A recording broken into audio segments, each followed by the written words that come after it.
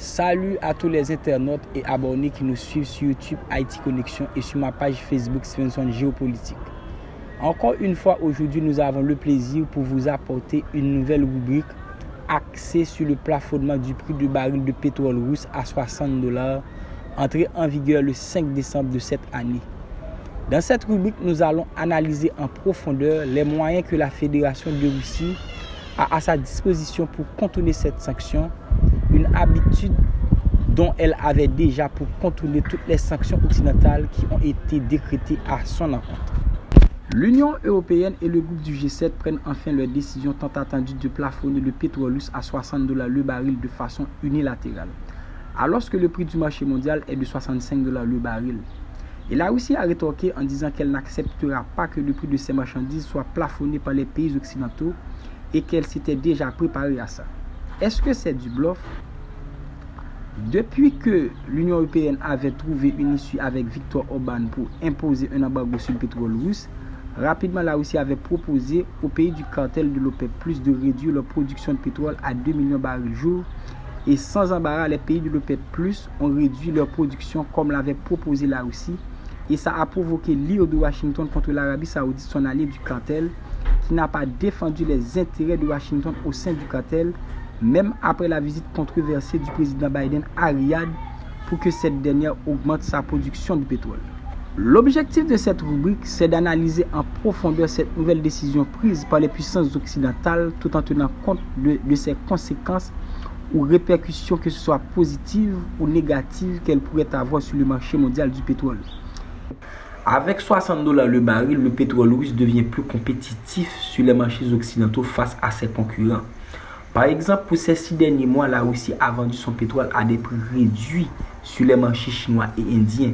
Et comme résultat, sur le marché chinois, le pétrole russe a augmenté de 43%.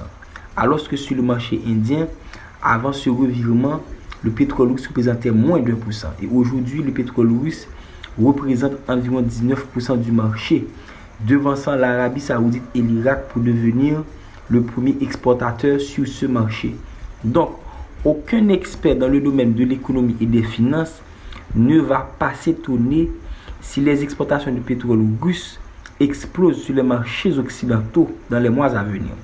Parce que l'objectif de cette sanction dans le domaine du pétrole contre la Russie n'a pas pour objectif de limiter ses revenus comme prétend Zelensky. Bien au contraire, elle a pour but de stabiliser le prix du baril sur le marché mondial et de pouvoir acheter le pétrole russe à bon marché comme les Chinois, les Indiens, tout récemment les Turcs. Attention, même si le prix fixé à $60 est avantageux pour les Russes, parce que dans le budget fédéral russe, le prix du baril est fixé à $40.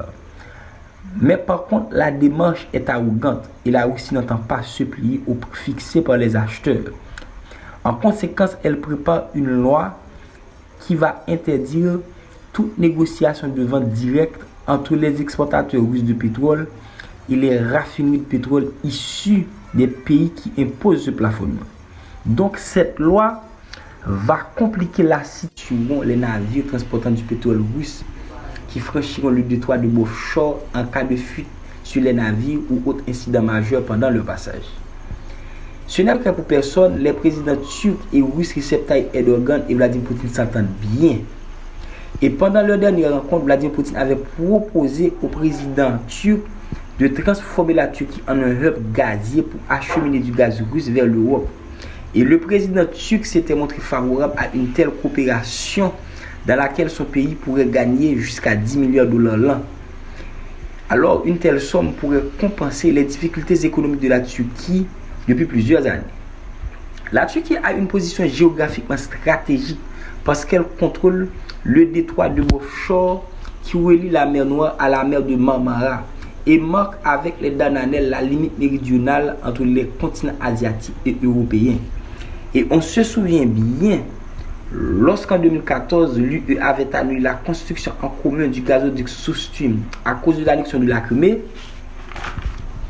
Et comme réponse, c'était en Turquie que Vladimir Poutine s'était allé pour annoncer la construction du gazoduc Turkish Stream pour alimenter le sud et le sud-est de l'Europe en gaz russe. Et depuis lors, la coopération entre ces deux pays ne s'est jamais arrêtée. La Turquie est l'un des rares pays qui n'est pas membre du BRICS à autoriser la carte de crédit russe MIR. Et aussi, certaines de ces banques sont connectées au système messager financier SPFS russe, l'analogue du SWIFT, pour assurer le paiement de ces échanges commerciaux avec la Russie sans utiliser le dollar ni l'euro, seulement en leur monnaie nationale, à savoir le rouble et le livre turc. Donc, grâce aux niveaux élevés de coopération entre ces deux pays, la Russie va encore servir de la Turquie pour contourner les sanctions occidentales et aussi continuer à livrer du gaz russe vers l'Europe.